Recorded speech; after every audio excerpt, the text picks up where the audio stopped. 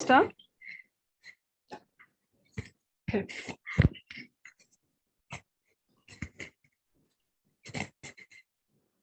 The scripture of the Savior of the world, Lord Buddha, Prince Siddhartha styled on earth and heavens and hells incomparable, all honored, wisest, best, most pitiful, the teacher of nirvana and the law. Thus came he to be born again for men. Hello, everyone. I'm Manjuma, working as Business Development Manager at Marg, joining you from Kolkata. We at Marg hope that all of you have been safe and doing well.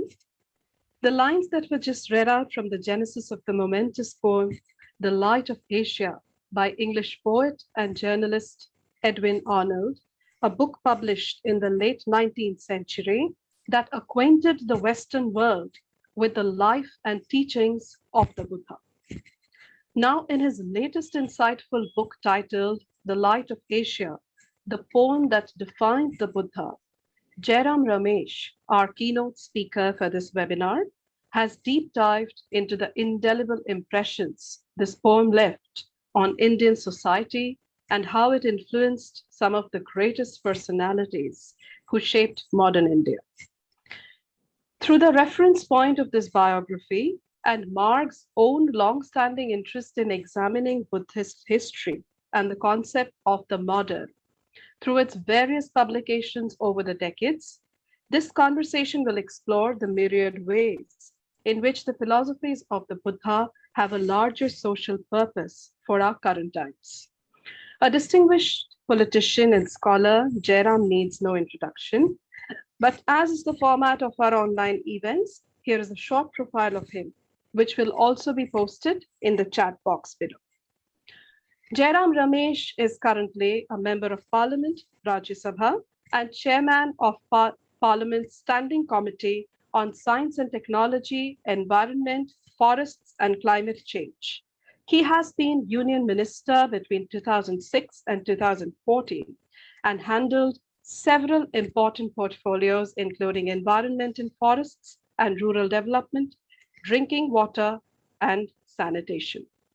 He is also the author of several well-known books.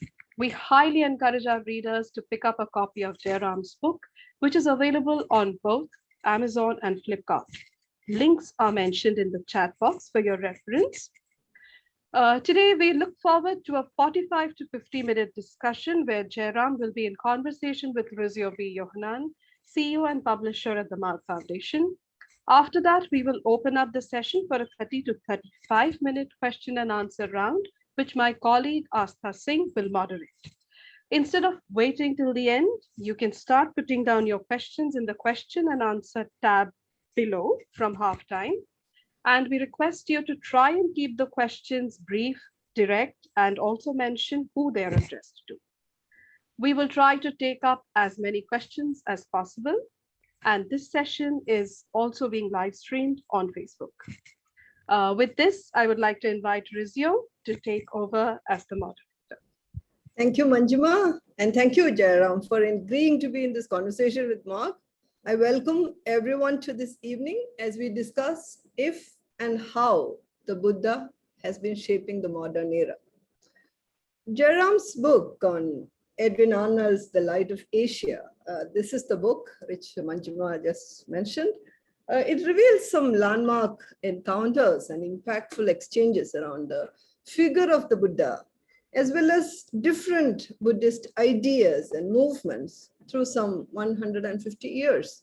He also makes some keen observations on other Indic texts, institutions, and personalities, which we won't touch upon because we don't have the time for that. But all these facilitated East-West collaborations in various ways through this period. Arnold's time, the Victorian age, to borrow from another perhaps more critically acclaimed Arnold, who went by the first name Matthew, was one that was, I quote, wandering between two worlds, one dead, the other powerless to be born.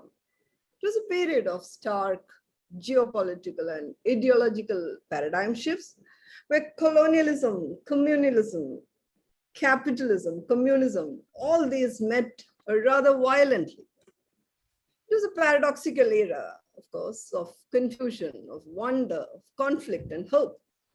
In the realm of thought and expression, the Western world had already moved from the rationalist dogma of the Enlightenment to the revolutionary kind of instinct of Romanticism. Art and literature across Europe, that world, were asking, now what? So, in science and technology had started facilitating mass production. It was the Industrial Revolution. In international politics, many self-conscious nations in Europe and Asia were forming newer power games. America had arrived. The old order was certainly crumbling. The world was getting starkly divided. And the big war had to come in a few years. And the world was ready to be called modernist. It was during this early hour of the Euro-American modernism that the West became familiar, primarily through the instrument of colonialism, more than ever, and in some places quite deeply too, with the Indian subcontinent's weaknesses as well as its riches. Naturally, some of the philosophies and texts from these parts made a big difference to those coming from such a space of churning as the Western world at that time. So this was the moment of the light of Asia. As Jairam says, this is the poem that defined the Buddha. Jairam, let me start with a twofold question. Could you tell us, one, what was the significance of this poem during the time of its writing? And two, why are you reflecting on this late 19th century English poem at this 21st century hour in India? Over to you. Well, let me tackle the first question first, which is, the poem was published in 1879. And to use modern day language, it went viral very soon. It went viral in England, it went viral in America, it took Europe by storm, and then it came to Asia, different parts of Asia. But primarily in the subcontinent, it took hold because this Buddha, the process of discovery of Buddha in India's Buddhist heritage, which had started in the early part of the 19th century.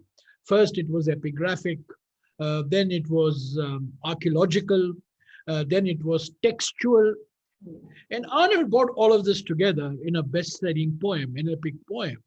And to people in the subcontinent, to people in India particularly, it became a symbol of cultural, philosophical, and spiritual superiority over the British, who were dominating us politically.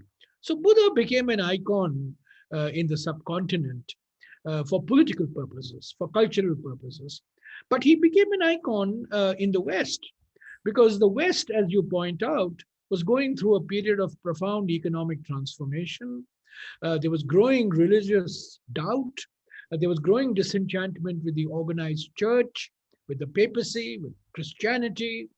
There was urbanization, there was the growth of science, and therefore people were looking for a spiritual anchor, for a moral anchor, which Christ was not, fulfilling, because Christ was associated with Christianity, and Christianity was associated with the church, the dogma of the church, the rituals of the church. And here was a figure who did not claim divinity. He claimed humanity. He claimed not to be the savior. He claimed to be a searcher, an experimenter. The Buddha didn't claim that he became a Buddha by following a Buddha. He became a Buddha by not following a Buddha in many ways. So I think the answer to your first question, Rizio, is that Arnold's poem became a milestone in Buddhist historiography and became crucial to popularizing the life of the Buddha in different parts of the world, both in its English as well as in its numerous translations over 30 languages across the world. Now, why revisit this 1879 poem in the 21st century, in 2020. It had nothing to do with COVID, by the way. I hasten to add, I was not looking for some emotional sustenance at a period of lockdown, and I had no deeper political message to convey through this book at a time of grave crisis. It's just that, I read this epic poem when I was young, very young, and over the last many decades have retained an interest in the life of the Buddha. As a student of Buddha, hardwired into every Indian is a fascination and a captivation with the life of the Buddha. We may not be Buddhists. You're not a Buddhist. I am not a Buddhist. But Buddha is very much part of your life. Buddha is very much part of my life, everybody's lives. So, and I became aware of how, the impact that this poem had politically, socially, culturally. It affected large number of Indians, Vivekananda, Gandhi, Tagore, Nehru, Ambedkar, and so on. It was transformed into film, a film in German, a film in English, and a film in Hindi, Prem Sannyas, way back in 1925. And it became, as I said, it was not an academic text. It was not a scholastic text, but it was a text, it was a poem that popularized, made Buddha part of the popular discourse. So what I wanted to do was really rediscover the roots of its popularity. Why did it become a sensation? And what is it that led, who was this Edwin Arnold? That's why this book is a two-in-one biography. It's a biography of a poem, and it's also the biography of the poet. You can't divorce the two. So who is this Edwin Arnold who wrote this poem on the life of the Buddha? And in that process of excavating the life of Arnold, I discovered so many different facets of the man. The fact that he was a Sanskrit scholar, the fact that he had translated many Sanskrit books, literary works, and of course his most influential work is the translation of the Bhagavad Gita, the song Celestial, which became the defining text for Mahatma Gandhi throughout his life. So it's, it was, I wanted to, I've always been fascinated, as I said, and enamored of the life of the Buddha. And the poem offered me a way of putting down in a book form what the roots of this fascination were. Why did Buddha become so popular, and how Buddha affected so many aspects of life, not only in the West, but also in our part of the world. Let's come to the Buddha and the modern. These are two subjects that Marg has perennial interest in, and which explains this conversation, as I told you. The word modern has its roots in modo, which means now. This nowness is like suchness in the word tathagata. The felt presence of the one who has just come, just gone, or not gone could be interpreted in any way, depending on where we put the stress. Towards the end of the book, you speak of the title of the Light of Asia, and sides are different. Gopal Gandhi, the Buddha is light. How can one limit it to Asia? I find a kind of parallel here in the prevalent uses of the term modern and its derivatives. If modern signifies numbness, it is present at all times. How can it be limited to specific periods of modernism? From this point of inquiry, I'm extending this conversation to connect to what you spoke earlier about the contemporary relevance of this one. But how do you understand the Buddha as a modern figure, one that is present here and now, of course, in all complex ways? To me, as I said, India is a divinity surplus, humanity deficit country. And to me, Buddha represents humanity. He doesn't represent divinity. To me, he represents not just tolerance, compassion, but he also represents a fundamental attack on caste prejudices and the type of system that we had inherited from the Brahminical orthodoxy centuries ago.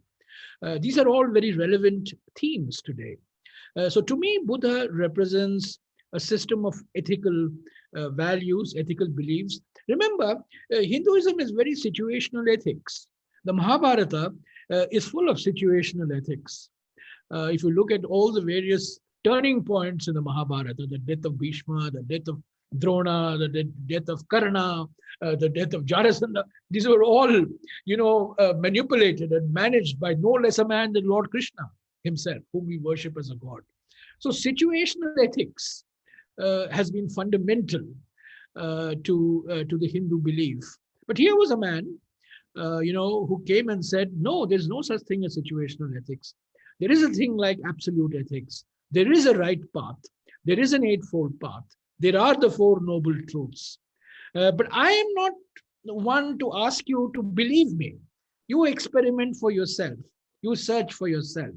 You are your own lamp. You carry the lamp within you. So to me, that was the contemporary relevance of the Buddha. Also, the other reason, Rizio, why this book is, the book became important to me was the whole debate on Bodh Gaya, where Buddha got enlightenment, the Mahabodhi temple. And from 1886, after the publication of the poem in 1879, Edwin Arnold went to Bodh Gaya in February 1886, spent 2 days at Bodh Gaya, at the Bodh Gaya temple, and he started a campaign in 1886 for the transfer of the control of the Bodh Gaya temple, the Mahabodhi temple, from the Shaivite Mahants, which had been going on for the past 300 years, to the Mahabodhi Society, which had been founded by Angarika Dharmapala in Calcutta. And this dispute over the Bodh Gaya temple parallels the dispute we had on Ayodhya, the Ram Janmabhoomi dispute.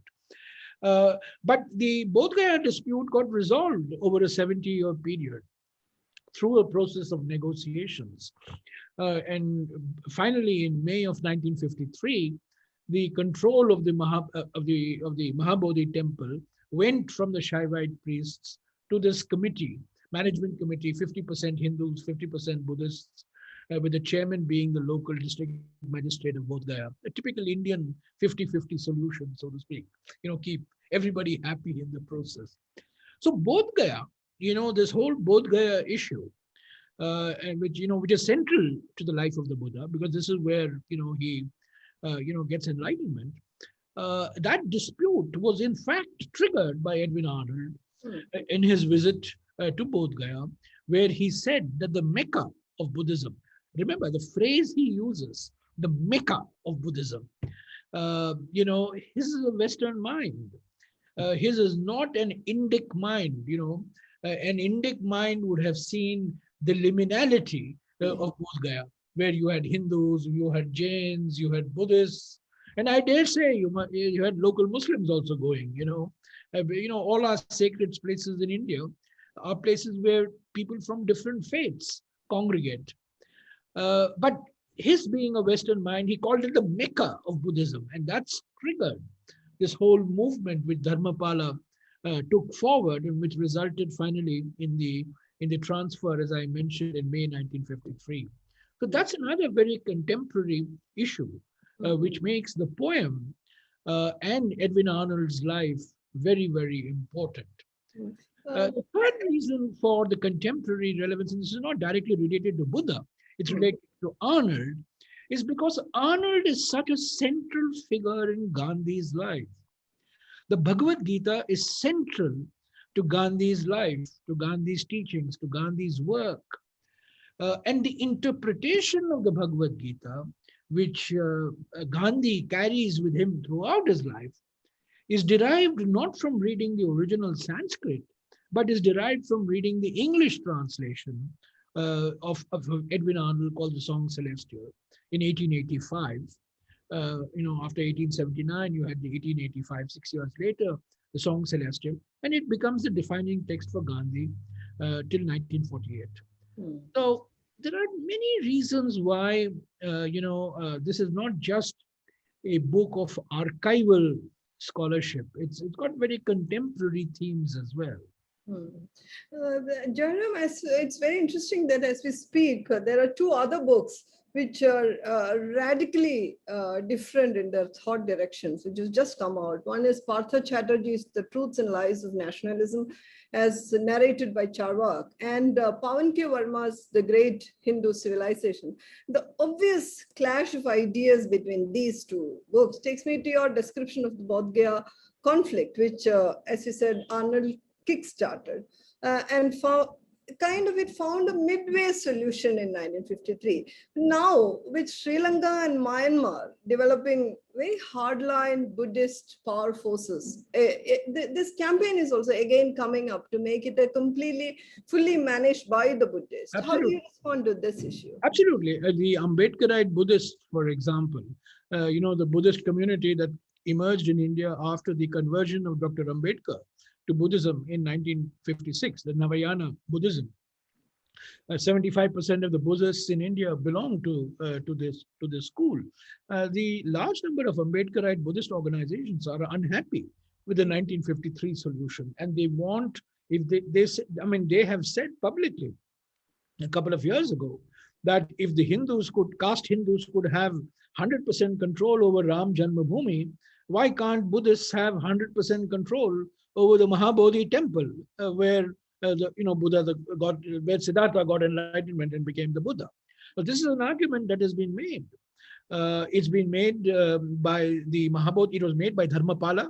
Dharmapala, of course, died in 1933. But till 1933, he continued to make this argument that it had to be full control. And there were a large number of Buddhist organizations from Japan, from what was then Burma, from Thailand, from what was then Ceylon, which propagated this view.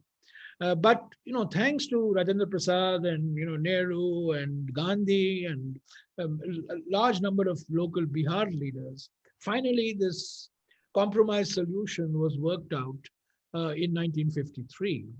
But that compromise solution has held for 70 years. It's not been disturbed. Bodh Gaya is today a World Heritage, UNESCO World Heritage site. And when you go to Bodh Gaya, you will see, it's an international city in India. You will see Vietnamese presence, Thai presence, Myanmarese presence, Sri Lankan presence, Japanese presence. You will see different countries, where Buddhism is very much part of their day-to-day lives, present at Bodh Gaya.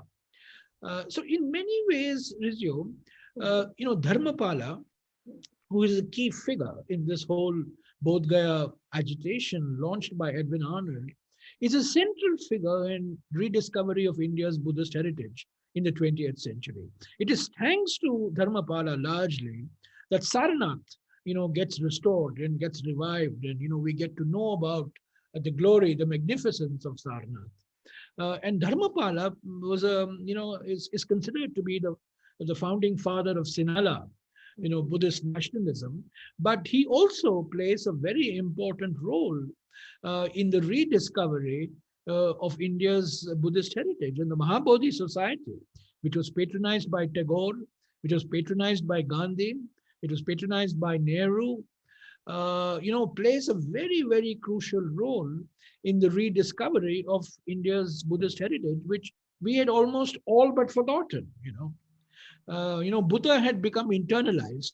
Buddha had become an avatar of Vishnu, but we had forgotten about Buddhism. We had forgotten about the extensive heritage that we had inherited over the centuries, and all that came about in the late 19th and early 20th century. For example, Ashoka, the rediscovery of Ashoka and the importance of Ashoka to the spread of Buddhism. All this is late 19th century, early 20th century discoveries. Jairam, as you say this, I'm also thinking about, because in Sri Lanka and Myanmar, what the Theravadins are using, the language and the action against other races and faiths, these cannot be in any way described as non-violent, which is the first of Buddhist principles. So Dharmapala himself used the term Aryan Sinhalese, as a kind of part of his nationalism. So, and they also have serious, as you indicated, there are serious differences with the Mahayana and Vajrayana traditions within Buddhism itself, and there are so many other factions. While Buddhism itself is in such a fractured ideological space today, there also seems to be a great interest in the Buddha today. The popularity of this 8-volume graphic novel, Buddha, Osamu Tezuka's book, 8 volumes, the engagement with the science and technology, and huge following of the late Goenka's Vipassana meditation, which also started in Myanmar. What is the direction of this? Do you think faith like this, which is kind of fractured like this, as we see, and almost violent now? Faith itself is not violent, but the establishment in many parts is becoming violent. Hinduism has become violent. Islam has become violent. Christianity has always been violent. So why should Buddhism be any different? So I would say that the political abuse of Buddhism as a faith is no different, no worse than the political abuse of Hinduism, which India is seeing, the political abuse of Islam, which many countries are seeing, and certainly the political abuse of Christianity, which we have seen for centuries. So it may appear to be a paradox that countries like Sri Lanka, Myanmar, Cambodia, are societies which are anchored in Buddhism, but they are societies of social, social strife and ethnic conflict and so on. Well, in the early 1940s, the Japanese called themselves the Light of Asia when they embarked on their expansion in Southeast Asia. The Japanese emperor and the Japanese state declared itself to be the light of Asia. And they said that they wanted to liberate Asia from the ABCD powers. A, America, B, Britain, C, China, D, for the Dutch. And that's how they started, their campaign, the war campaign in Southeast Asia. So it's not just a Theravada tradition, even in the Mahayana tradition. Yeah. To me, I make a fundamental distinction between Buddha and Buddhism. This book is not about Buddhism. I am not a scholar of Buddhism, but I am a student of the Buddha. I'm fascinated by the life of the Buddha, how it evolved, how did he become the Buddha, why did he become a Buddha, what did he say when he became the Buddha, and that's what Edwin Arnold, I think, focused on. And I think the reason why the poem became a sensation, the reason why the poem became a phenomenon, and even today gets translated. In 2015, it was translated into Chinese. A couple of years ago, it was translated into Bhojpuri. It's been translated into over 30 languages across the world. The reason is very simple. The poem focuses on the humanity of Buddha and not on the divinity of Buddha. It focuses on the life of Siddhartha and how Siddhartha got transformed into the Buddha. And, this was a long, epic 50,000 line poem, and poetry has its own charm as opposed to reading a work of prose. So I make this distinction between Buddha and Buddhism, and any ism becomes a creed. And once you become a creed, it becomes fundamentalist. After all, let's not forget in 1959, Sirimao Bandaranaike was assassinated by a Buddhist monk. And look at, the defining image of the Vietnam War in 1963, were Buddhist monks immolating themselves on the streets of Saigon. So, Buddhism is as as rigid as any ism that you can think of. So I think but the life of the Buddha, that's what continues to fascinate. And there are multiple interpretations, Rizio, multiple interpretations which make his life so interesting. And remember the distinction between Buddha and the other figures that we are captivated by, like Lord Rama, Lord Krishna, and so on in India. Buddha is a historical figure. He's not a mythological figure. He's very much a historical figure. So I think it is true that I have also very often pondered over this paradox of why is it that Buddhist societies are not free of intolerance. Why are they not free of social conflicts? And I came to the conclusion that this is because of the abuse, or the political abuse, and the interface between competitive politics and organized religion. But once you divorce the life of the founder from what got established later, I think we'll be much better off.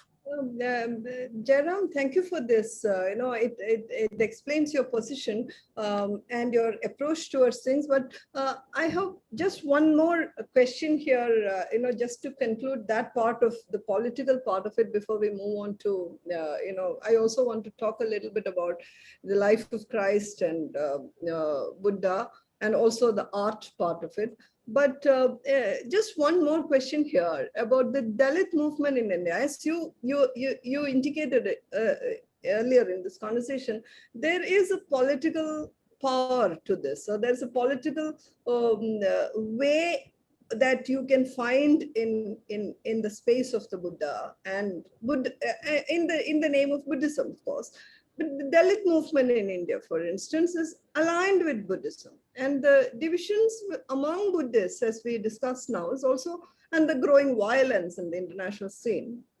Is faith good? This kind of a faith, because it is embedded in the establishment of Buddhism, is faith a good anchorage for a modern political movement? Where I also want to mention here that, like in the Constitution, Ambedkar was architect of the Constitution, but Article 25 lists Buddhism under the Hindu fold. So, which will become a kind of problem. It's anticipating conflict. So, as a political thinker, how do you respond to this? Well, it's a very interesting question. If you look at all over the world, Rizio, Buddha is seen to be a cultural and a spiritual and a moral figure, and so also in India.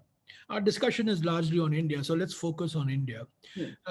To Vivekananda, to Tagore, to Gandhi, to Nehru, and to many others, Buddha was a cultural figure, was a spiritual figure, was a philosophical figure, was a moral figure, was an ethical figure. But to Ambedkar, Buddha was none of these. To Ambedkar, Buddha was a political revolutionary. He was a social radical. And so therefore, there is a stream of thought in Indian social thinking and social activism, starting with Jyotiba Phule in Maharashtra in the mid-19th century, Narayana Guru in what is today Kerala, E.O.T. Thas and Lakshmi Narsu in what is now Tamil Nadu, Dharmanand Kosambi, the greatest of the Pali scholars we had in the 20th century, and of course culminating, reaching its apogee in the life of Dr. Ambedkar. Now, to these people, Buddha was not just about culture, ethics, philosophy, spirituality. He was fundamentally about social transformation. He was fundamentally about attacking caste prejudices. And that is why the Light of Asia became a very popular text amongst the social reformers. That is why it got translated into Malayalam, into Tamil, into Gujarati, into Marathi, into Hindi, because it became a text for people fighting, not politically, but fighting the social evils, particularly of untouchability and caste prejudice. So to them, this was a completely different Buddha. See, you and I, when we talk of Buddha, we think of Buddha meditating, vipassana, this is the Buddha that we are usually, all of us Indians, I'm sure in your house also, you have a little image of the Buddha like this, or a painting of the Buddha. But to Ambedkar, Narayana Guru, Kosambi, all these great revolutionaries, Buddha was not a passive figure, was not a meditative figure. Buddha was an active figure of radical social change and transformation. And I think that message has made Buddha very contemporary. That is why even today, as we speak, Dalit organizations, social reform organizations go back to the life of the Buddha. In fact, you see, traditional Buddhism, traditional students, traditional scholars of Buddhism will say Siddhartha had four sights. He saw an old man, he saw a cripple, he saw a corpse, and he saw a monk. And he decided to get, seek the path of truth and renunciation. Kosambi rejects this. Ambedkar rejects this. They reject the four-side school. And both Kosambi and Ambedkar in their work say that it is because of the conflict between, Gautama, Siddhartha's father's clan and Siddhartha's mother's clan. There was conflict, there was war over control over local property resources like water. Siddhartha tried to intervene. He tried to bring about a mediated solution, a negotiated solution. He failed miserably. Nobody listened to him. He got frustrated and he said, enough of is enough, and I'm going to go do my own thing. And that's a radical interpretation of why Siddhartha sought the route through which he became the Buddha. This is not popularly accepted, by the way. The popularly accepted school is the four-side school. But what I want to say is that there is that school, there is that tradition which looks at Buddha as a social reformer, as a man who's attacking the fundamental tenet of Indic society, which has been caste. Untouchability and caste. So that's what makes him even relevant today as we speak. There are organizations across the country. You can call them Dalit organizations, but I would prefer to call them, they're not just Dalit organizations. They can be non-Dalit organizations also, working for social reform. And for them, Buddha is the iconic figure. They use Buddha as an icon, as a figure of social transformation and social change. Jairam, I'm taking from there like the radical potential of the figure of the Buddha, which came in many of these people's interpretation of the Buddha. Arnold's humanistic treatment of the Buddha. So at one point you also say that he has been made to look and feel like Christ. So it became a good Christmas present also. So when it was first there was that enthusiasm and it was a good Christmas present. Later it came under attack and all that. But here I want to look at the idea of suffering here. So in the life of Christ, suffering is kind of romanticized. It is very much there. It is accepted. It is romanticized. It is all sorts of things. So is there a tint of suffering in this humanistic treatment of the Buddha in Arnold? And if that is there, then is it in conflict, or rather it is the antithesis of this radical potential of the Buddha? Because I also remember that you talking about Arnold supporting the sati as a kind of ideal, so Arnold is not a scholar. He's not a Max Muller or a Rhys Davids. He's not a scholar. He's not an archaeologist like Cunningham. He's not an epigraphist like James Prinsep. He's certainly not a scholar. But what he does is he draws upon multiple sources. He draws upon Chinese texts which are translated into French. He draws upon Pali texts that have been translated into English. He draws upon Sanskrit texts. Of course, he's familiar, he's fluent, proficient in Sanskrit. So he has multiple sources in the late 19th century when knowledge of the life of the Buddha was just coming into the public domain through epigraphic, through textual, and through archaeological research and work by Europeans, by Britishers, and by quite a few Indian scholars as well. So you you cannot say that the poem is an authentic account, quote unquote. It's not necessarily an authentic account. It's not a scholarly account, but it's a popular account. What he does is he takes sources. If you look at the book is divided into eight. The poem is divided into 8 books. It's 50,000 lines. The initial part is full of Hindu themes and Hindu motives. The Gayatri mantra, the thread ceremony, the Hindu temple, the Hindu gods. Arnold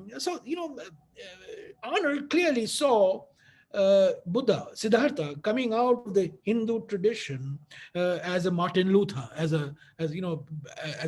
preaching a reformed Hinduism, a Protestant form of Hinduism, so to speak, which is what, incidentally, Dharmapala was described as by one of his biographers, the great Sri Lankan anthropologist Gadanath Obesekere. He talked about Protestant Buddhism being implicit or explicit in Dharmapala's work. Dharmapala, of course, profoundly influenced by the Light of Asia and influenced by Arnold's reading of Bodh Gaya, particularly.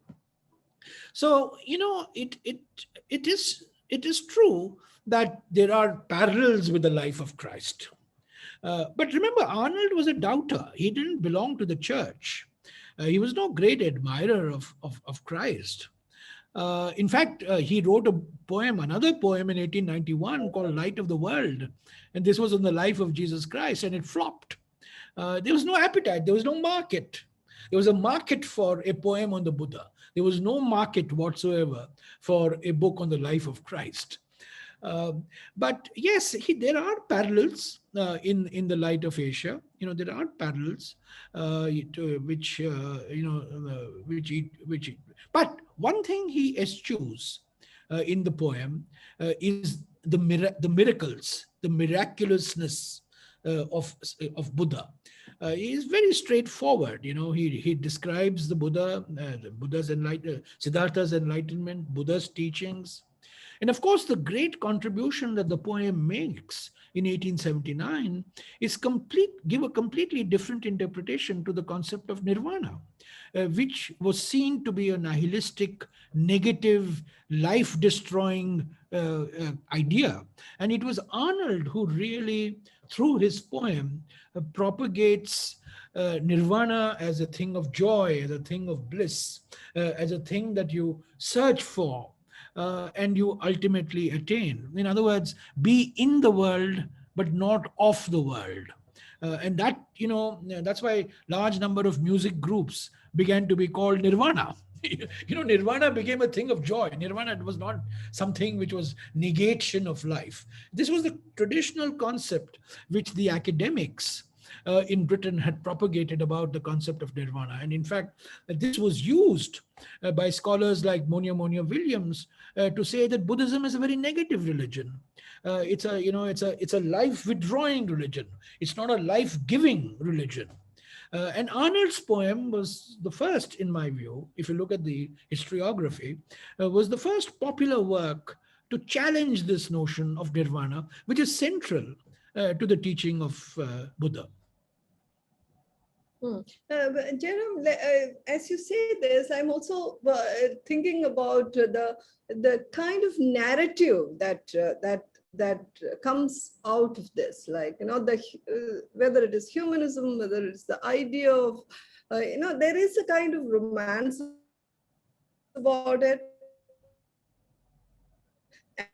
And about 20th century, because it had its grand narratives, whether it was the kind of Greek model fatalism or Christian model redemptionism, progressivism, Marxian utopia, and as you say, Buddhist nirvana, ananda, all this. There is a certain kind of romantic, grand narrative within that modernist space. So do you think we need a grand narrative? And this time is quite fragmented. Do you think we need, human world needs such a grand narrative? Well, I'm not a philosopher, and I'm not a scholar of religion either. I'm just, I'm interested in history. I love going into archives. I look, I search for figures in history. I've written biographies of political personalities, and this is a biography of a book and of a poet. So, I'm always a bit skeptical and a bit wary of these grand narratives. There are many people, historical figures, who have come up with these grand narratives, and these grand narratives have become recipes for disasters. They've been recipes for political and social disasters. So I would rather, not go for this grand narrative type of a thing, but I would, somebody, because Buddha has been such a central figure in the definition of Indic civilization. Remember, by the seventh century, Buddha gets incorporated in the Hindu pantheon as the ninth avatar of Vishnu. Now, it's interesting. The Brahmins didn't incorporate Vardhamana Mahavira, the founder of Jainism, as an avatar of Vishnu. They incorporated Gautama Buddha as an avatar, because Buddhism was the greatest threat, to their hegemony in Indian society. So the late 7th, early 8th century is the first epigraphic evidence we have in Mahabalipuram near Chennai. And by the 12th century, we have Buddha, Jayadeva's Gita Govinda, which incidentally was translated in 1875 by Arnold himself from the original Sanskrit, which talks of Buddha as the ninth avatar of Vishnu.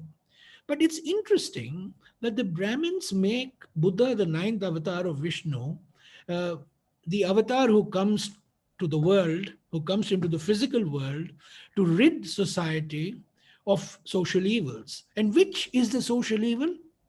It's not caste, it's not untouchability, it's animal sacrifice. So if you read Jayadeva's poem, he talks of the ninth avatar of Vishnu. He talks of Buddha, the man who tells Indians to rid themselves of animal sacrifice. But there's no concept of caste reform, there's no concept of untouchability, but that was fundamental to the hegemony that the Brahmins enjoyed in Indian society. So, I would, I rather than this grand narrative, I would search for such meanings in the life of the Buddha. And the reason why we need to take the Buddha, as central, because he permeates our thinking. He transformed the nature of Hinduism in many ways. And Hinduism, as Dr. Karan Singh once said, is a great scholar of Hinduism himself. And Karan Singh once said that the profound debt of gratitude that Hinduism owes to Buddha is something that, we often do not accept, readily, or we don't acknowledge easily. And even if you take the two symbols of the modern Indian state, Rizio, you take the national flag, and you take the wheel, in the center of the flag. That's the Buddhist wheel. And you take the lion capital, you take the national symbol of the Republic of India. It's the Sarnath lion capital of Ashoka, who was the man who really established Buddhism as a great faith, and propagated Buddhism as a faith, as a way of life. So on this grand narrative, I would be a little wary, but what I would search for is small meanings in the lives of people like the Buddha, who happen to be historical figures. Similarly, Ambedkar, in the modern 20th century, I don't think Ambedkar has got the recognition he deserves. Others have, but the nature, and in fact, the fact that Buddhism continues in India to be a force, not that much of a force, it's only 1% of India's population. I think a large part of it, the revival came after the mid 50s through the life of Ambedkar. Jairam, as we talk about the small meanings that we can find in the space, Light of Asia was also translated, I mean, it's still getting translated into many Indian languages.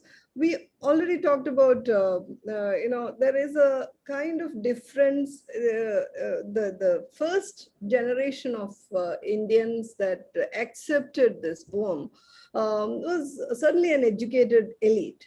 But as different from that group, which kind of formed a kind of Oriental modern within the larger Euro-American space and the Indians who interacted with that space. So there is a give and take there in the Victorian and that cusp space. But later in the colonized regions within India, there was a revival of modernism in Indian literatures in the 60s and 70s. Almost every Indian language, there was a revival. So it was also the time, 60s, 70s, also the time when there was a hippie culture unfolding among urbanites. Naxalism was recruiting fervently. Feminist wave was rising in India. Emergency was approaching. Dalit movement was getting inspired not only within but also Black Panther movement and others. All these influenced people in this new modern movement like Anandamurti, O.V. Vijayan, Nirmal Verma. Anandamurti's Samskara, though set in a Brahmin space, has been compared to Hesse's Siddhartha. How do you see this later day Indian modern vis-a-vis the earlier, Well, this is the transition, as I said, from Buddha as a cultural figure to Buddha as a political figure, as a social figure. The first translation of the Light of Asia into any Indian language was in Bengali. And it was by Girish Chandra Ghosh, and it became a favorite of Ramakrishna Paramahamsa and Vivekananda. But there was no inner social message. The message of the translation was spirituality, was the joy of compassion, the joy of understanding, the joy of, tolerance. It was not the social messaging that was central to the first translation. And that's, the first translation became very popular. Then there was a Telugu translation, there was a Marathi translation. Again, these were cultural, texts. They were literary texts. They were translated because of the literary value of the poem. They were translated because, in those days, bestsellers in England would get translated into Indian languages. And that's how, authors made their name. And you had the Light of Asia, a bestseller at that time, being translated. But it's the translation, the first social translation, as opposed to a literary translation, was in Malayalam in 1914, 1915 by Kumaranasan, who was the General Secretary of the SNDP, the social reform movement founded by Sri Narayana Guru. And this was against the caste orthodoxy in what is today Kerala. And then you had another social translation in Tamil, then you had in Hindi, and then you had in Punjabi, then you had in other Indian languages as well. So these, I would call them as social translations, meaning translations with a larger social message, as opposed to the first generation of translations, which were literary texts, which translated a best-selling English poem into a local language. Many such English works got translated into Indian languages, and The Light of Asia was one of them. But what is endured today and why it continues to get translated today is the social messaging, because Buddha now, there is, of course, a very large community of people who see Buddha. When they think of Buddha, they think meditation. They think Dalai Lama, they think, quietude. They think Vipassana, for example, you mentioned. But there's also a very large number of Indians who, when they think Buddha, they think social transformation. They think attacking the basic structures of Indian society, caste particularly. So that's one of the reasons why this later generation of translations is quite different from the earlier generation of translations. Yeah. So at the beginning of modernism in the West, many Western scholars, artists, public intellectuals who came in touch with different Indian texts, Buddhism, other darshanas, Vedic and Upanishadic literatures, they carried these ideas to the West. You speak of the role and influence of the Theosophical Society in spreading these in the West. Very important, very Yeah. important. The Theosophical Society is a little studied society which plays a very important role. In the pre-Annie Besant era, it plays a very important role in the cultural awakening of Hinduism and Buddhism in the subcontinent, and taking Hinduism and Buddhism to other parts of the world. Of course, Annie Besant herself is a very important political figure in the pre-Gandhi period of our freedom movement. Her influence, political influence, peaks between 1915 to 1920. In fact, in 1917, she becomes the president of the Indian National Congress. But then when Gandhi becomes supreme in 1920, she fades away and goes back to her Theosophical Society and, her other works. But the Theosophical Society plays a crucial role in keeping the Light of Asia alive, getting the Light of Asia translated into European languages particularly. And even today, Rizio, on the 8th of May every year, which is the death anniversary of Helena Blavatsky, Madame Blavatsky, who is the founder of the Theosophical Society, every year on the 8th of May, verses from the Light of Asia are chanted in the Theosophical Society headquarters at Adyar. The Theosophical Society headquarters were in New York first, and then they got transferred to Adyar later on, a couple of years later. Even today, the verses from the Light of Asia are read, and the rediscovery of Buddhism in Sri Lanka, for example, Colonel Alcott was an early mentor for Dharmapala, who remains a key figure in the discovery, or shouldn't say use the word discovery, in the rediscovery of the Buddhist heritage.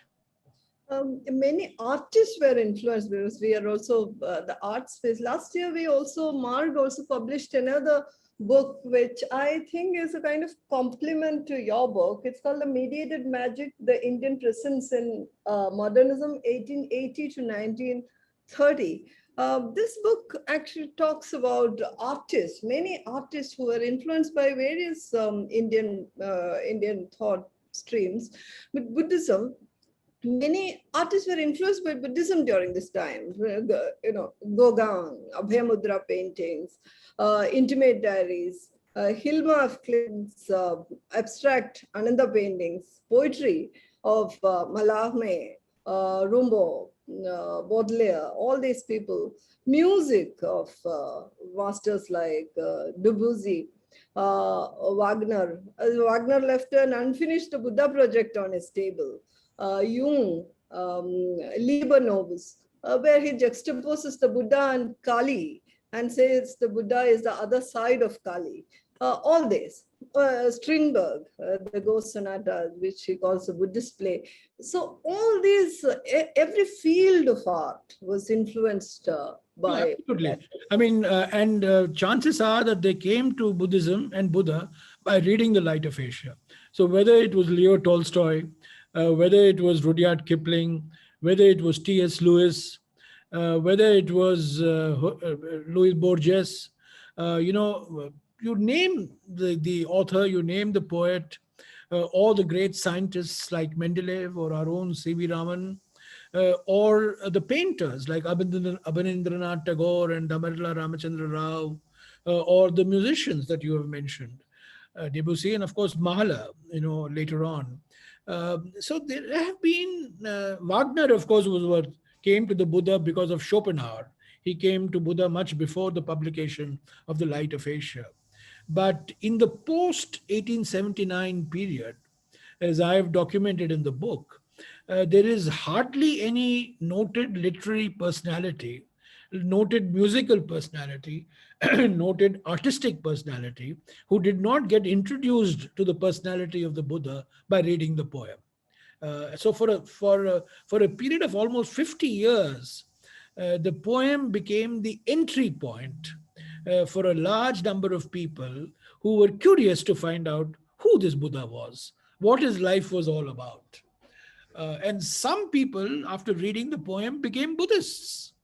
There are some people in what was then Ceylon, then what was then Burma, and there were some people in England who became Buddhists after reading The Light of Asia. So it had a very, very profound influence, both at a level of intellectual, achievement, but also in the lives of common people who got to know about the life of the Buddha by reading the poem.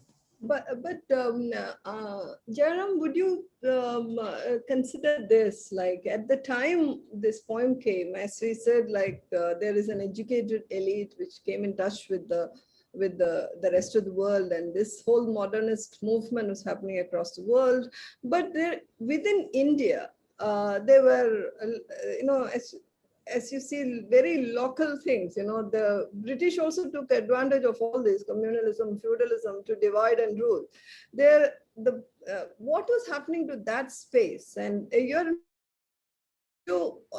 was a freedom struggle. All our leaders were influenced by this poem and the figure of the Buddha. Is there a divide here? Do you think the freedom struggle or the nationalist movement itself was actually able to bridge these real differences on the ground? Are they bridged today? Well, the only man who made an attempt, who started that process, was Gandhi. Gandhi made the Indian freedom movement a mass movement.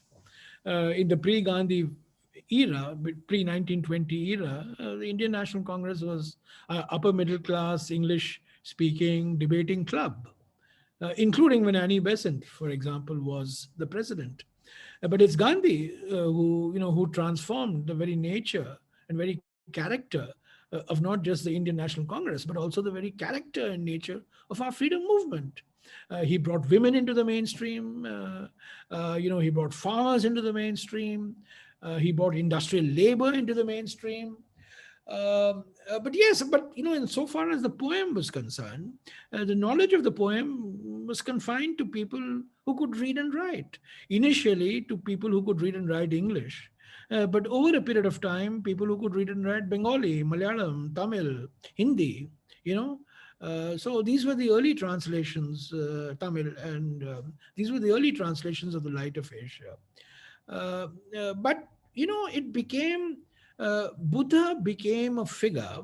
Buddha first and later Ashoka, became figures for our freedom movement to establish their cultural and philosophical moral superiority over the British. They were politically subjugated, but they could speak to the British from a position of superiority because of our great heritage, Buddhist heritage, our literary heritage.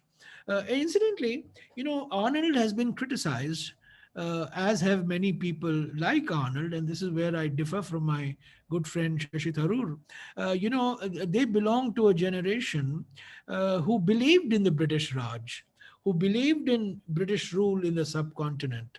But they also at the same time were captivated and enamored of India's civilizational legacy.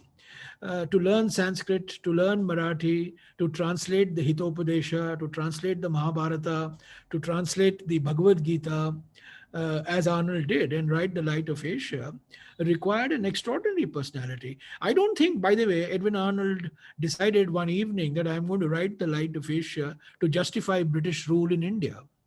I don't think William Jones translated Abhigyana Shakuntalam, which became a rage in Europe, in order to justify British rule in India. I think these people, they were split personalities. Whether it was Cunningham, whether it was Prinsep, whether it was William Jones, certainly Edwin Arnold, Max Muller, They were people who believed in British rule. They believed in the modernizing, impulse, the modernizing objective of British rule. They knew that one day British rule will have to end. They'll have to leave India. But at the same time, while they were apologists for British rule, they were at the same time popularizing Indian literature, Indian music, Indian art, Indian architecture, Indian archaeology, Indian texts. So I think we are doing this generation a gross disservice. They were Orientalists in the true sense of the term, but today the word Orientalist has become a term of abuse. You use he's an Orientalist, or he's an Orientalist. He wanted to keep us in a state of perpetual subjugation, and this is a position that my good friend Shashi has taken, and many others have taken. But I disagree with them. I think there was a generation of Englishmen, of Germans, of French scholars, who, of course, we're talking largely of English scholars here, who were not sensitive to India's political aspirations for home rule, but who were extraordinarily sort of captivated by India's cultural and literary legacy. How else do you explain the fact that Edwin Arnold comes to India, becomes principal of Pune College for 2 years, which later becomes the Deccan College, and then, as I said, translates the Geet Govinda, Hitopadesha, Mahabharata, Bhagavad Gita, and becomes the greatest champion of Buddhism because of his poem, The Light of Asia. This post-colonial criticism post Edward Said, especially. Yeah, this is Edward Said's. This is a post-Edward Said phenomenon, actually. But even as we say this, we know that Arnold himself, as you say, an ambassador imperialist. So there is. You don't. I mean, this is kind of, we are coming to the close of this conversation. He's a soft imperialist, I would say. Yeah, no, but do you see no merit in this criticism, post-colonial criticism? Absolutely, I see no merit whatsoever, Rizio. I mean, to look into the light. I mean, there have been books which have looked at the Light of Asia as a post-colonial text. I mean, I find it absolutely a complete waste of time. I've dealt with it in my book. Of course, I had to. But look upon the Light of Asia as a venture of one man's fascination with the life of a historical figure who transformed the world, and not as an enterprise to justify Queen Victoria's rule in India. I mean, to see colonialism and empire building in everything, I think is doing gross disservice. Yeah, thank you, Jairam. This has been quite insightful, and we covered quite a bit of ground here. So we also have been really engaging with Buddhism, Buddhist sites, etc. Recently, we also had 2 publications which, for the benefit of the audience also, which we published last year. One is Gandhara. This is about the region of Gandhara, which is obviously the very strong Buddhist space, and with Afghan going through what it is going through now, this has become very important. And Fanigiri, which is the latest excavation in the Telangana space, this is also a co-publication with the Telangana. Here it is. Yeah. So you said this book is about your book is a biography of a poem, but I also see it as an introduction to the context, a continuing context, and especially after this conversation, I feel it's an introduction to a continuing context. Do you think with these new excavations in places like Fanigiri, what's happening in Afghanistan, the region of Gandhara, do you think you will take up some more, some of these discussions, micro stories which are there in your current book? Well, I was just reading the other day, Rizio, about a site in Afghanistan, very close to Kabul, called Mes Ainak. Mes Ainak is got the richest deposits of copper and other minerals, which the Chinese want to exploit. But it is, got an even older Buddhist heritage than the Bamiyan Buddhas. So, I mean, we are Pakistan has a wonderful heritage of the Buddha. Bangladesh has. We know, of course, Nepal is the birthplace of Siddhartha. Bhutan is a Buddhist country. Sri Lanka, of course, is Buddha Shasana. It's Buddhism is the anchor for Sri Lankan society. And if you look at our own Buddhist heritage, whether it is Sarnath, whether it is Bodh Gaya, whether it's the Western rock-cut temples, caves, in Western Deccan and the Eastern Deccan, and the excavations that took place in Peshawar, which I have written about in the book. So actually, Buddha unites the subcontinent. Buddha unites all the countries of the subcontinent who are divided politically. So my dream, I tried when I was minister, but I was not successful. My dream is that we should have a Buddhist circuit, covering, of course, now with Afghanistan being what it is, Afghanistan, we can't do anything, but Central Asia, Rizio, Central Asia is the place through which Buddhism spread. It went from India, it went from Kashmir, Afghanistan, it went to Central Asia, it went to China. From China, it went to Japan and Korea, Vietnam.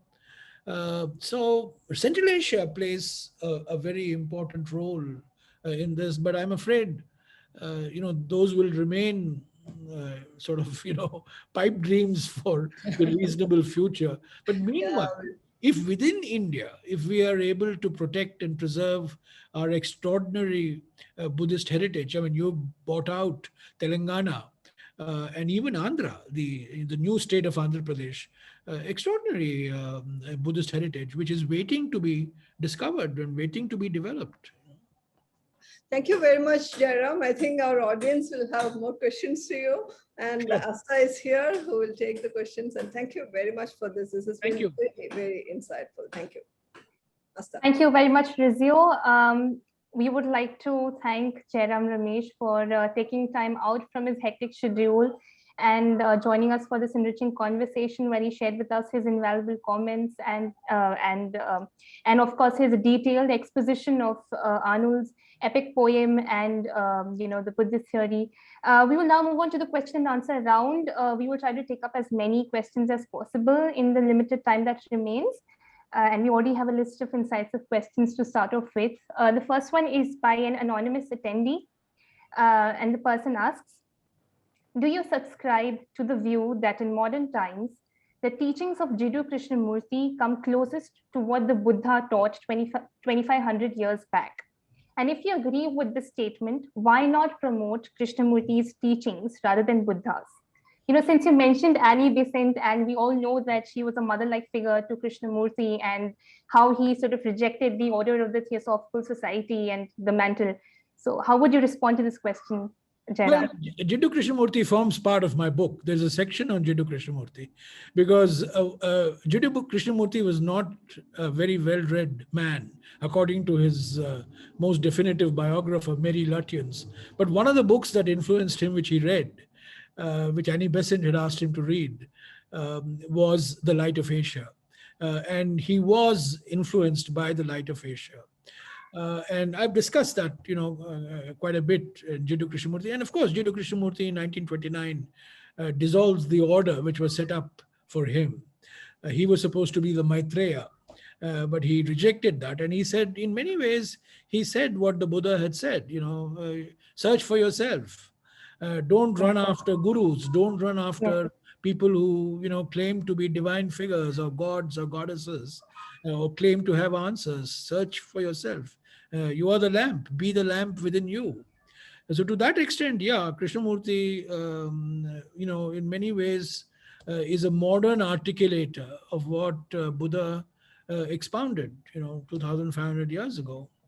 Krishnamurti is a deeply charismatic figure. I mean, I know about him. I've read him extensively.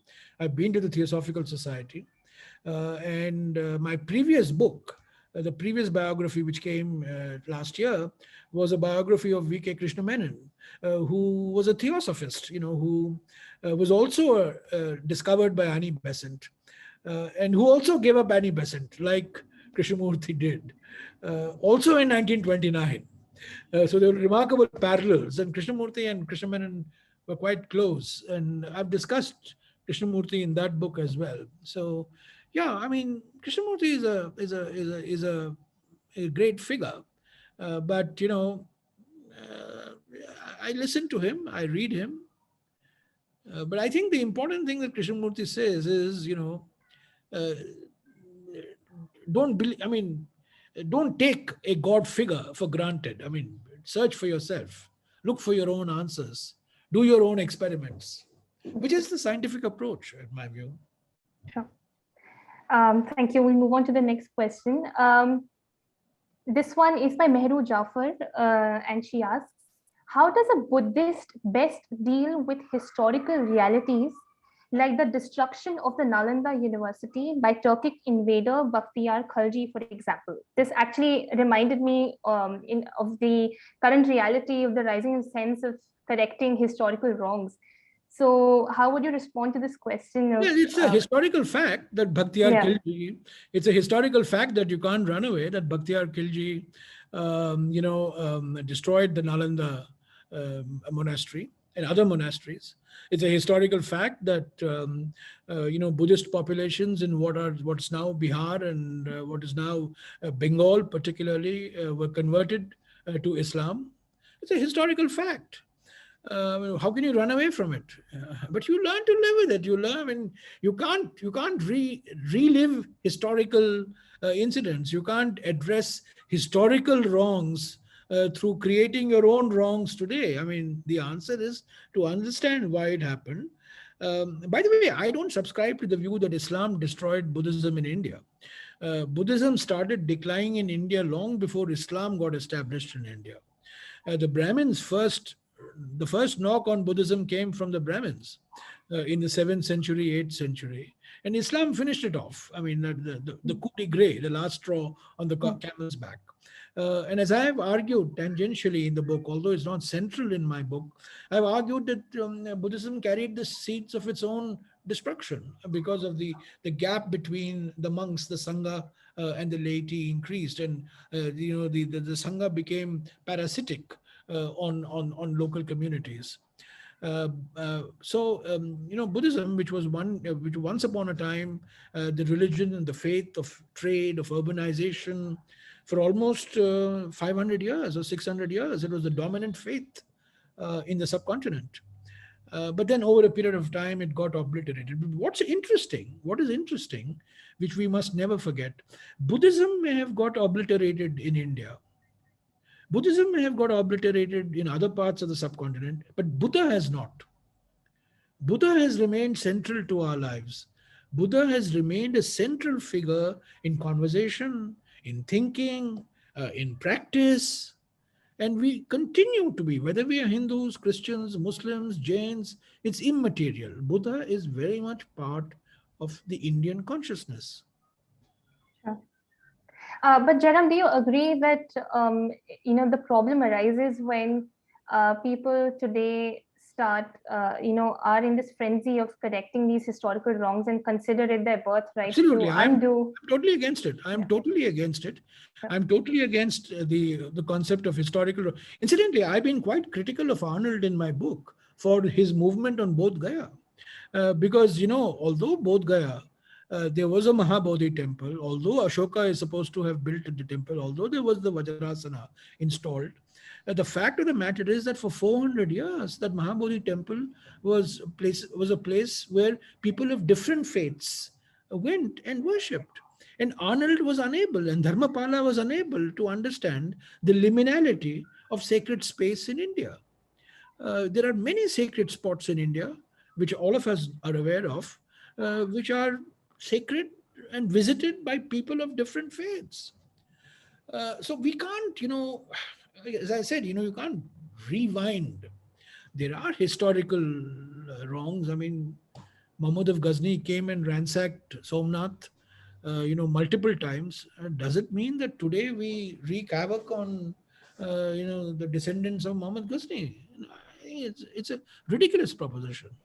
So history is meant to be read. History is meant to be understood. History is meant to be appreciated. And history is meant to be learnt from. You learn from history. And remember the word for history in Sanskrit Yes. is itihasa. And what does Itihasa, yeah. itihasa mean? Itihasa means thus it was. That is what happened. So that's what happened. Today is today. Bhaktiar Khilji was Bhaktiar Khilji. So a completely different time. Sure. This is a recent question that has come. Arun asks, of course, he quotes you, divinity surplus and humanity deficit is an interesting expression. What, in your view, is the reason why we've been uniquely, I mean, Indians, I believe he's referring to Indians here, why Indians have been uniquely prone to deify people, a phenomenon that continues even in modern India? Sorry, Indians are prone to? Why are we more prone to, giving the status of God to certain people, a phenomenon that continues to... Very interesting question. This is, Yeah. for many years, I have tried to understand this phenomenon. Why is India a God surplus society? Why do we run after God men? And occasionally we run after God women also. Why do we run after spirituality? Why do we run after people claiming divinity? This is a question that has engaged my attention for many years. I don't have any answers. Sometimes I think it's the ecology of India that has led India to be, so prone to attacks from godhood, so to speak. Is maybe the ecology. Uh, Also, maybe it's also the fact that we are a stratified society and religion is used as an instrument of imposing hegemony. Religion is used as an instrument of imposing authority, by those who have the social power. And for generations, the Brahmins have dictated, Sanskrit, for example, a beautiful language, a wonderful language, a scientific language, is also the language of caste oppression and caste subjugation, which we can't run away from. So yes, I think it's a question that I will maybe one day I will write about it, because it is a fact Yes. that amongst most societies and amongst all societies, we are, prone to, this bhakti yoga, finding a figure of salvation. Because And I feel this has somehow percolated to other aspects of, the Indian tradition, where people not only worship gods, I mean people as gods, but people from other fields, actors, politicians, and give them the status of Ambedkar, Yeah. when he gave his speech on the 26th of November, 1949, when the Constituent Assembly adopted the draft constitution, Ambedkar said that the greatest danger to democracy in India comes from the practice of bhakti in politics. If you become bhakts in politics, bhakti means of anybody. Yeah. Today, unfortunately, the word bhakts has got With a Hindutva, different connotation, but I'm using it in that narrow connotation. It can be anything. Yes. It can be anything. It can be bhakt of anybody. And sadly, no political party is free from the disease of blind bhakti. Sure. Ashish asks, do you find any parallels between Edwin Arnold's poem, The Light of Asia, and Ambedkar's Buddha and his Dhamma? Did Light of Asia have any influence on B.R. Ambedkar? There is an extensive discussion on this in my book. Yeah. The Buddha and his Dhamma was published a few months after Ambedkar died. Ambedkar died on the 6th of December, 1956. The Buddha and his Dhamma appeared in January or February of 1957. And there are two copies of The Light of Asia in Ambedkar's personal library, which I've got a photograph of in the book. And there's no doubt that he read The Light of Asia.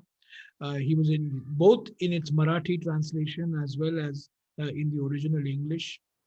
But remember, Ambedkar rejected the central tenet of Arnold's poem, which is the four sides. The central tenet of Arnold's poem is that Siddhartha saw these four. He saw a cripple, he saw an old man, he saw a corpse, he saw a monk, and then, he went away, seeking a different path. Ambedkar rejects this view in Buddha and his Dhamma, and he follows Kosambi, in that. And this is part of some Pali tradition. They derive this from the Pali tradition.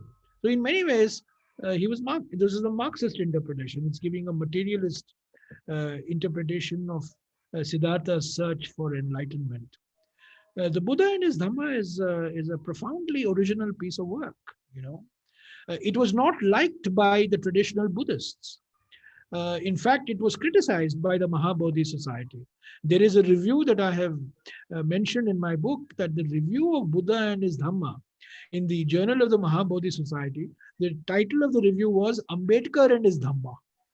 That this book should be called Ambedkar and his Dhamma, not Buddha and his Dhamma. That's because, Ambedkar is being, as I said, Ambedkar is giving a political and social connotation to the life of the Buddha, as opposed to a cultural, ethical, meditative, sort of contemplative Buddha. Ambedkar rejected this life of Buddha as a life of meditation, contemplation, and so on. He saw Buddha as an active social reformer. Vikas asks, why did Buddhism become a dominant faith in India? And had India continued to be a Buddhist majority country, unlike today, then how would Buddhism would have shaped Indian society, its politics, culture, and its dominant faith today?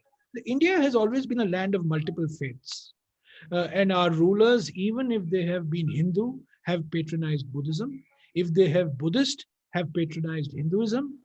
Our rulers have not been like the rulers of Europe. We have not had the type of religious wars between Catholics and Protestants in India.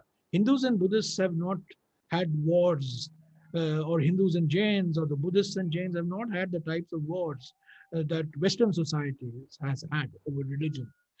You take Ashoka, the man who really made Buddhism the religion that it is, the faith that it is Emperor Ashoka. Not many people know that Ashoka's grandfather, the founder of the Maurya dynasty, Chandragupta Maurya, was a Jain. He belongs to the Jain tradition.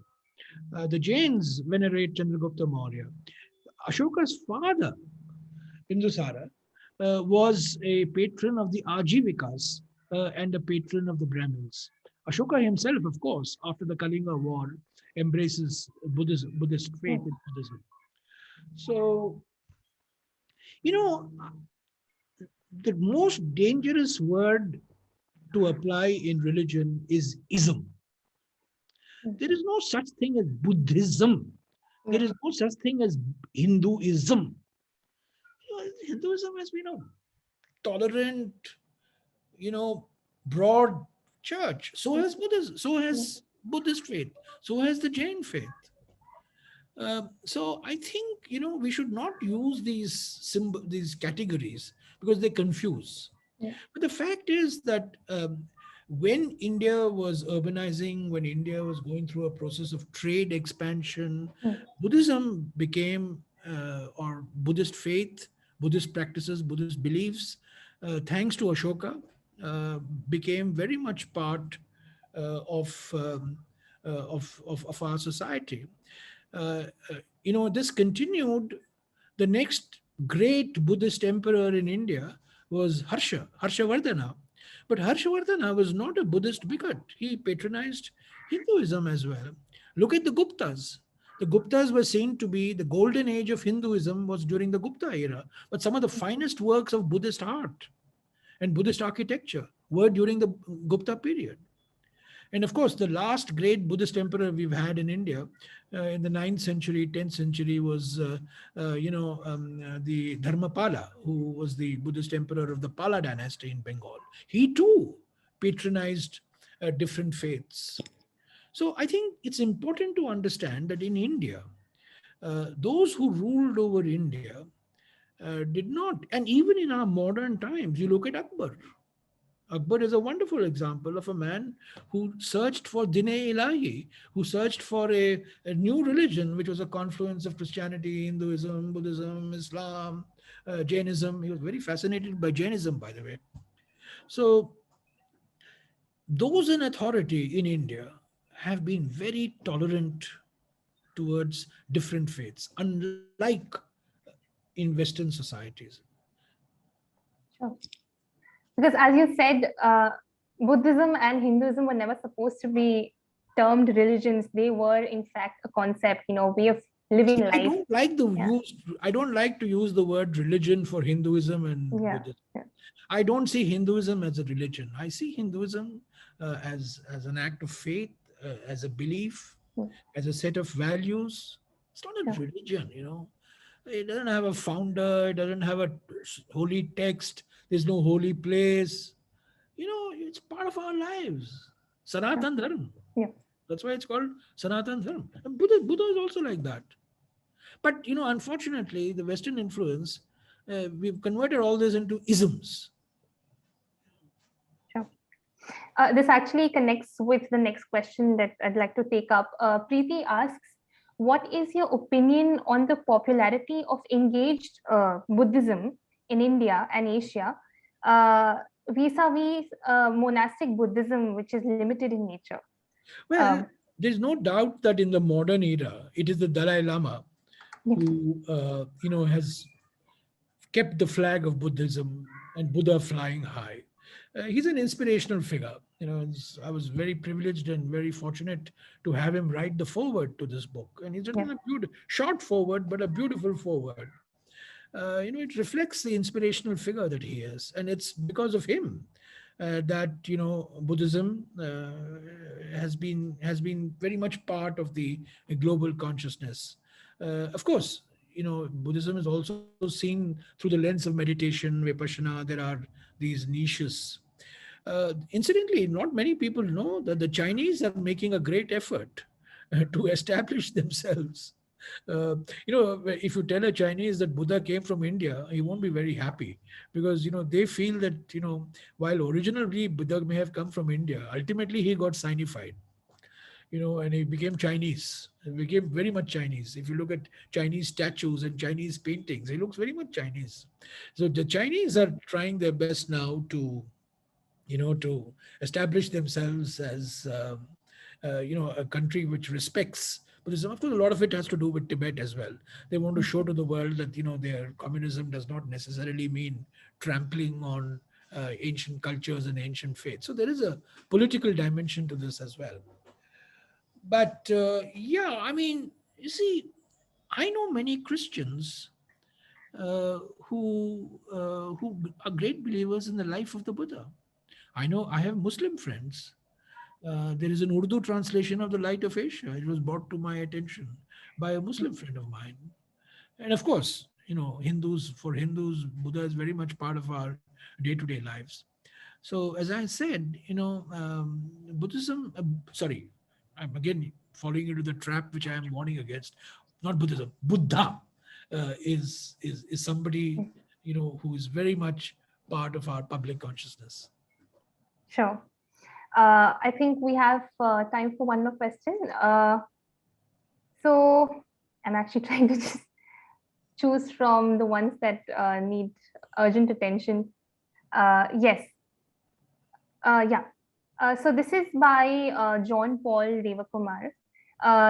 He asks, is it possible to look at the humanity of Buddha, his life and teachings, just that aspect, and exclude his divinity to make him relevant to the marginalized community, in this context, Dalits? Absolutely. Because this approach seems to work with the postmodern Christian worldview, since this is exactly how the contextual Christian theologians look at Jesus Christ and build their new pragmatic theologies. So how would you look at separating? Absolutely. My book ends on exactly saying this, that Edwin Arnold's poem became the phenomenon because it focused on the humanity of the Buddha and not his divinity. And I think that's the central message of this book, central message of the poem. And therefore the central message of my biography of the poem is that it is the humanity of the Buddha that makes him everlastingly relevant. It makes him relevant not only in our society, which has still many social problems to deal with, of which caste prejudice is the most significant and the most virulent and the most tragic. Uh, but also in other societies, as a figure of understanding, figure of compassion, a figure of tolerance, and not passive tolerance, but active tolerance, as somebody who's engaged, as I said, be in the world, but not of the world. I think that was the central message of Buddha, and that was the central message, to my mind, of the poem. That's what made the poem the phenomenon that it became. Yes, so I entirely agree with this, that, by focusing on the humanity of Buddha, you are actually making Buddha more relevant and more meaningful to the lives of people whose lives you want to change, whose lives you want to impact. Sure. So, Rizio, is it time to end, or can we accommodate one more question? You muted, Rizio. Yeah, you have many questions. There are a couple. Jairam, would you mind taking one more question? Sure. Go ahead. Okay. So this is actually a question that I think might be in all our minds, and it's good to address this now. This is by Reshma Khatun. She asks, if Arnold's poem is a popular account, can we then say that figures like the Buddha during colonial times proved to be a perfect topic chosen by European writers for writing? She's hinting here at the commercial aspect. So was the Buddha, the prospects of writing on him a major commercial aspect of the Europeans' imagination of India? How would you respond to that? I mean, did Arnold write The Light of Asia to justify Queen Victoria's rule in India? No. Did Arnold write The Light of Asia to make money? No. The fact that it became a commercial success, by the way, it was reviewed by the greatest Buddhist scholar of the late 19th century, Thomas Rhys Davids.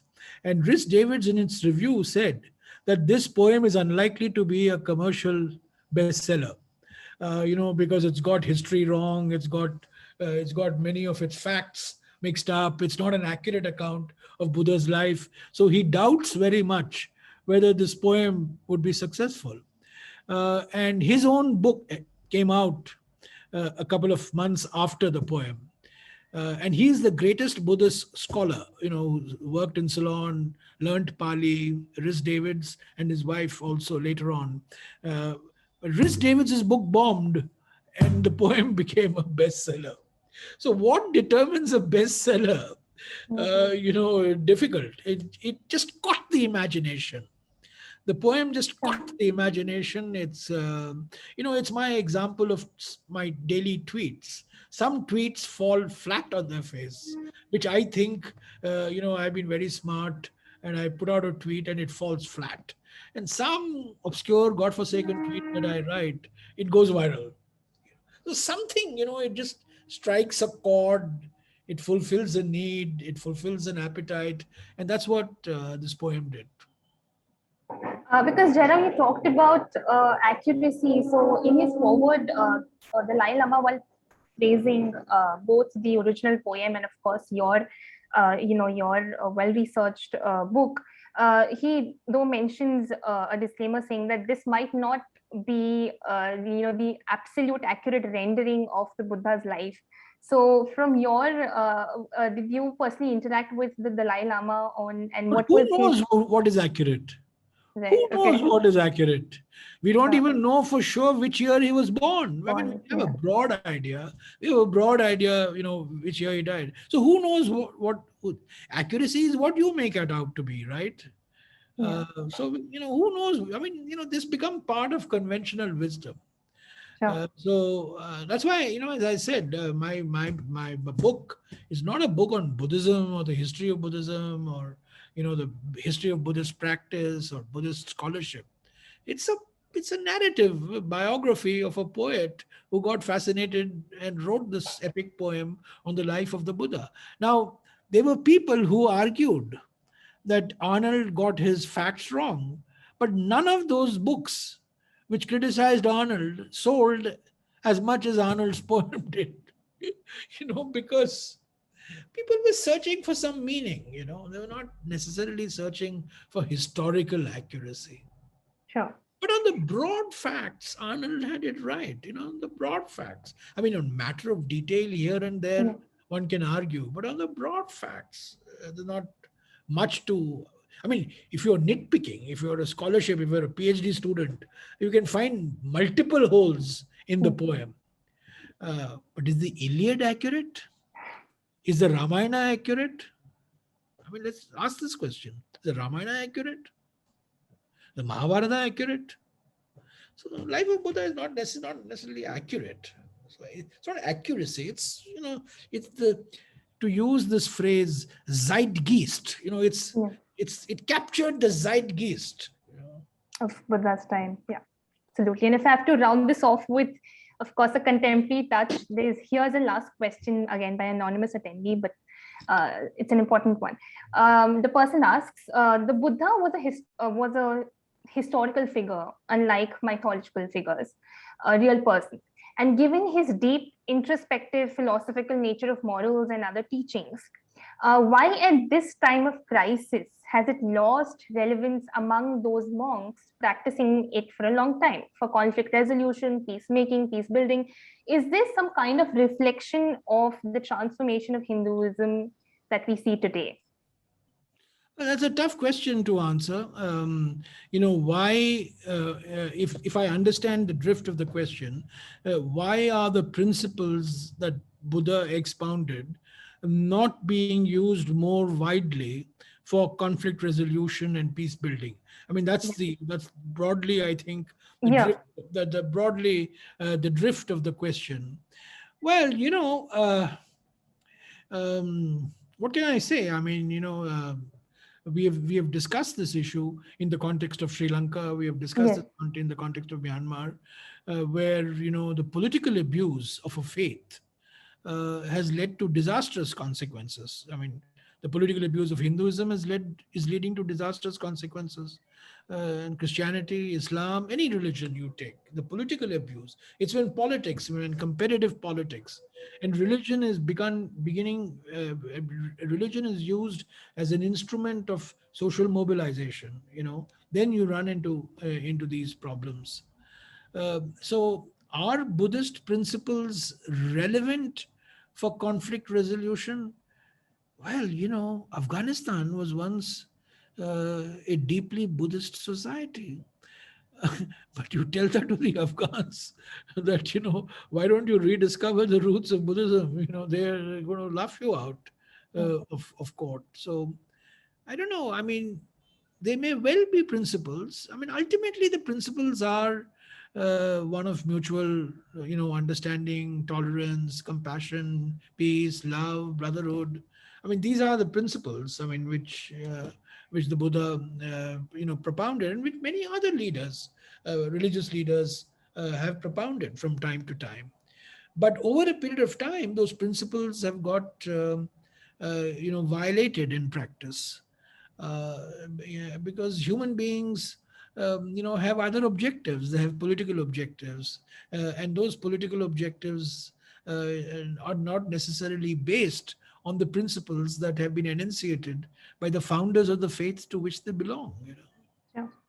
But then, in a way, I mean, the person has also asked, has it lost relevance among those monks who have been practicing it for long? In this case, the votaries of Buddhism, and again, if you draw parallels with Hinduism, people who've been practicing, the real aspects of Hinduism, do these principles of Buddhism, Hinduism have got lost over the decades, and how can that be revived? Is that a chimera, or is that something that is attainable, if at all? Well, I don't know. I mean, we have examples of, if you're talking of the Hindu example, you have an outstanding example of Yogi Adityanath, who claims to be, a spiritual figure, but he's as political figure as anybody else. as intensely a political figure who uses his spirituality for political purposes, So the real monks are the monks that, live apart from, who have dissociated themselves completely from the arena of public engagement, from the arena of political activity. Those are the real monks. But would they have relevance for conflict building and resolution? I'm not so sure. I'm not very And are sure. they morally obliged to do it? Again, it's a tricky one. I'm not 100% sure.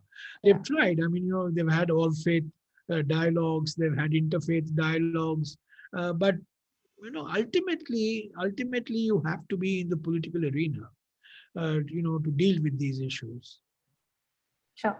So I think we are well past our time now, and Jairam has very patiently answered so many questions. We now like to close this session. Thank you for being a most patient audience and for making this an enriching discussion with your sharp questions and comments. We hope you enjoyed this conversation, and in case any of you missed out on any part of this event or would like to refer back to it, a recording will be available on our YouTube channel by the name The Marg Foundation. This was also live streamed on Facebook, so you can always go back to our Facebook channel as well. This is to also inform all our attendees that we will soon be organizing an online event to have a conversation about Marg's latest book, Phanigiri, Interpreting an Ancient Buddhist Site in Telangana, which both Rizio and Jairam held up for our reference during the conversation. It is an illuminating volume which has been edited by art historian and academic Naman P. Ahuja and features essays by him and 5 other specialists from across the world who assess Phanigiri's importance within the larger network of Buddhist complexes in India and the larger Asian region. You can grab your copy of the book from our website. Do subscribe to our channel and follow us on Facebook, Instagram, and Twitter. Thank you once again, and good night to all of you. Thank you, Jairam. Thank you, Thank you, Rizio. Thank you Thank very you. much, Jairam, and Thank thank you. you, audience. Thank you very much. Yeah. Thank you. Good night. Bye. Bye-bye.